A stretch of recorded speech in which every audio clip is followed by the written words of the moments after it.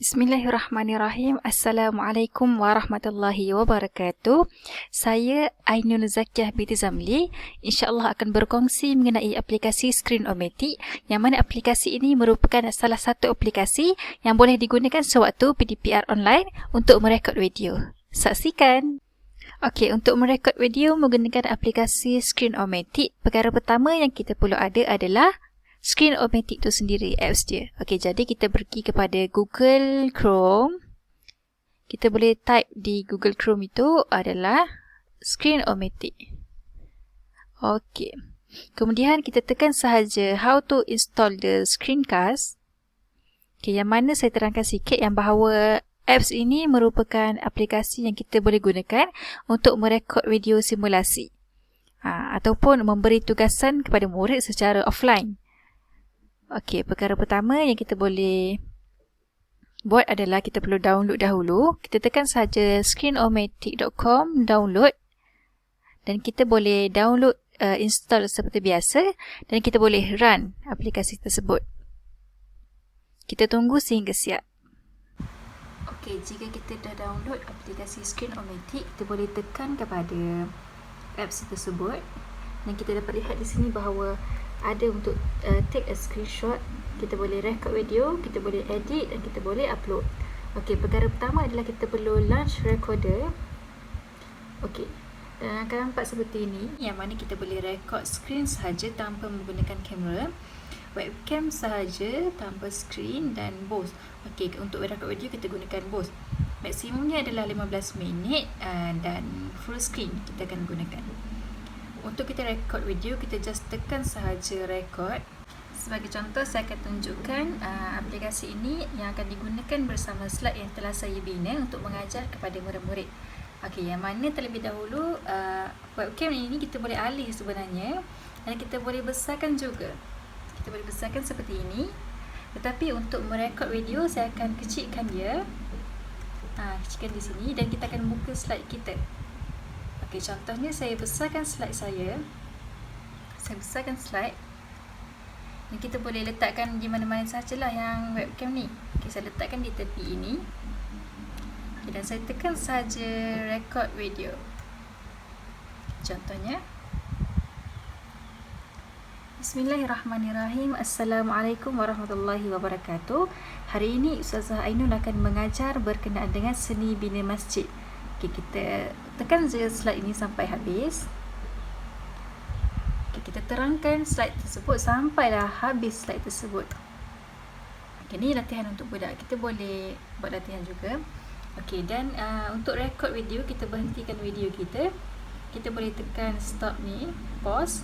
Okay, dan tekan sahaja done. Okay, kita boleh save upload, kita boleh share dan kita boleh edit juga. Okey, saya tekan save upload. Dan kita nampak di sini yang kita record tadi. Kemudian kita tekan save as video file. Di mana-mana yang kita nak simpan.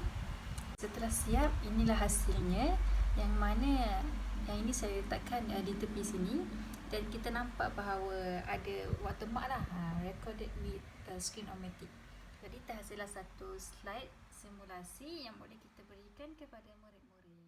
Bismillahirrahmanirrahim. Assalamualaikum warahmatullahi wabarakatuh. Nama saya Khalida. InsyaAllah hari ini saya akan kongsikan berkenaan ClassPoint.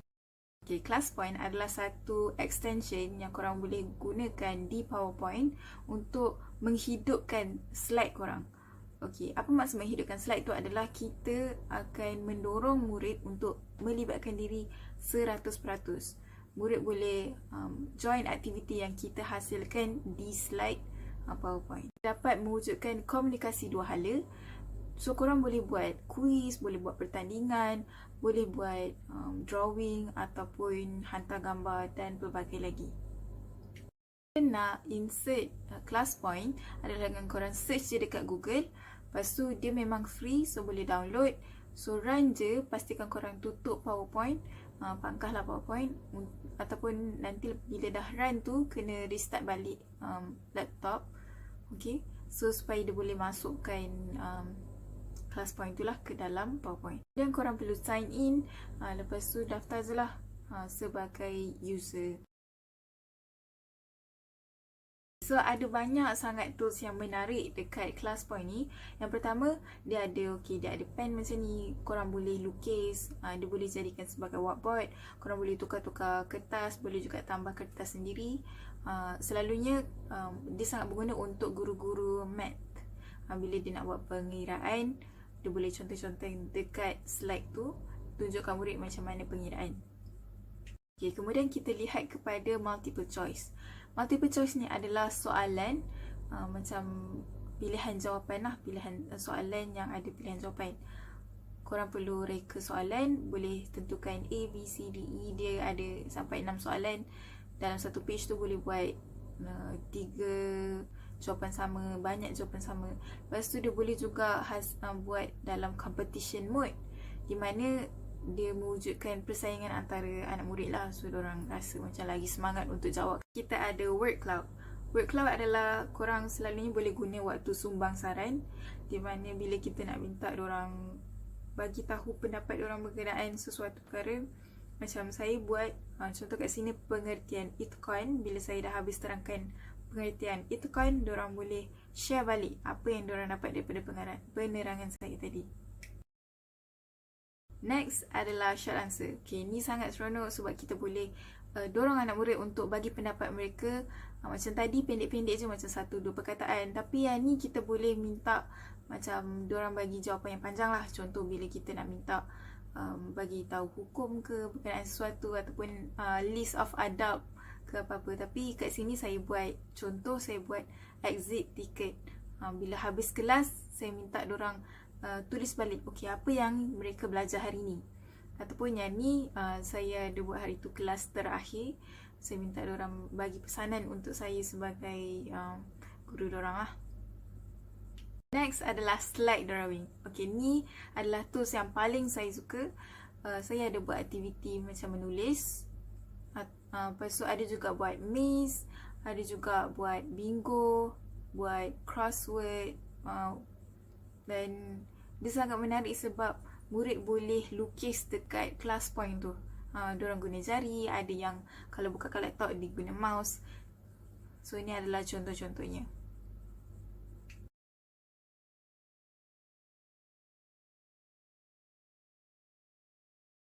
Okay, tools yang terakhir adalah image upload. Kita boleh minta murid upload gambar-gambar hasil kerja diorang, ataupun macam hari tu saya ada buat aktiviti, diorang kena cari contoh tindakan yang menunjukkan sifat itqan tu. So diorang ada tangkap gambar adik diorang tengah solat, ataupun ada yang upload image gambar orang tengah baca Quran. Macam-macam lagi aktiviti yang korang boleh buat. Saya juga ada buat untuk kelas bahasa Arab.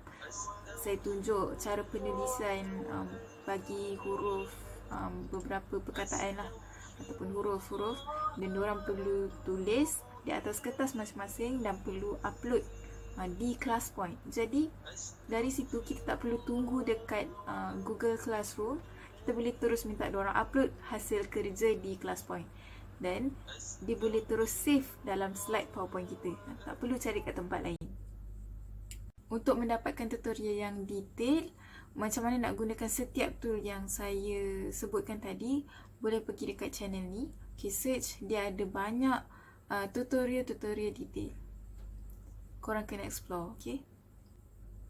Jadi kat sini korang boleh tengok betapa hidupnya slide korang. Dia akan jadi satu slide yang sangat interaktif, sangat seronok, sangat menarik.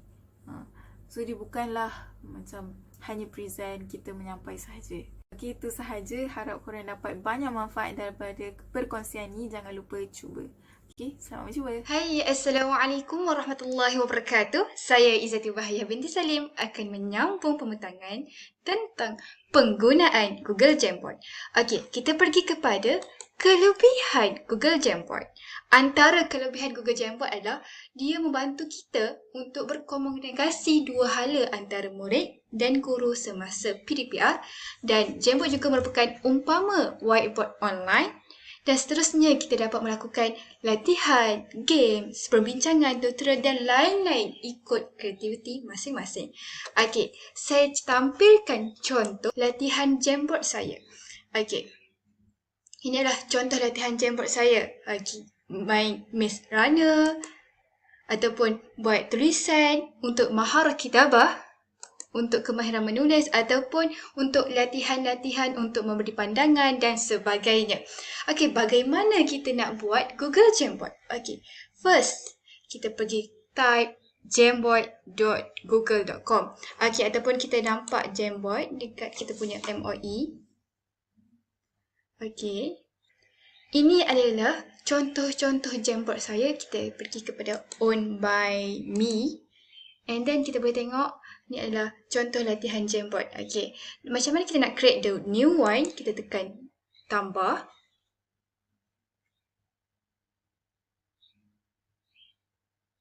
Okey.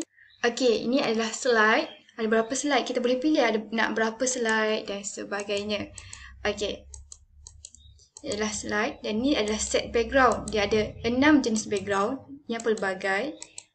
Okay, kita boleh guna untuk menulis dan sebagainya. Ataupun kita nak guna background kita sendiri, kita boleh upload kita punya image sama ada by URL, kamera, Google Image Search atau sebagainya. Okay, ini adalah Clearview. Okay, ini adalah toolbar dia. Okay, ini adalah toolbar. Dan dalam toolbar ni ada pen yang pelbagai, ada 6 warna. Dan ada eraser yang diselect untuk memudahkan kita untuk select image. Ini adalah sticky note atau sticky note. Okay, ini adalah sticky note. And then ini adalah image untuk kita upload kita punya image ataupun kita just copy image kita and then paste dekat sini boleh. And ini adalah kita punya shape. Kita boleh nak buat peta iting dan sebagainya. Okey, ini adalah untuk penulisan teks. Contoh, budak tidak boleh untuk menulis, dia boleh juga menaip dalam Jamboard. Okey, ini adalah untuk kita punya write, untuk kita punya penandaan. Okey. Seterusnya, bagaimana kita nak share dengan budak untuk pastikan budak dapat join kita punya Jamboard sekali. Kita pergi kepada button share. Kita pergi kepada button share and then kita pergi get link. Okay. Kita boleh pilih. Kita nak budak join. Kita boleh pilih untuk restricted ataupun untuk murid yang guna email MOE ataupun anyone with the link. Kita buat anyone with the link. And then, kita pastikan. Kita tekan editor. Kalau viewer, murid boleh tengok je. Tak boleh join sekali. Kalau editor, murid boleh join sekali. Okay, and then kita copy link. Done. Alright. Contoh dekat Google Meet. Okay, kita pergi kepada Google Meet. Macam mana kita nak present Jamboard kita. Okay, dekat kita punya setting akan ada whiteboard ataupun open a jam.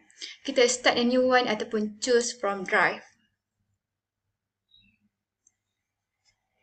Okay, choose apa kita punya Jamboard kita nak pilih yang mana and then kita present. Itu sahaja daripada saya. Semoga bermanfaat. Syukran lakum. Assalamualaikum warahmatullahi wabarakatuh.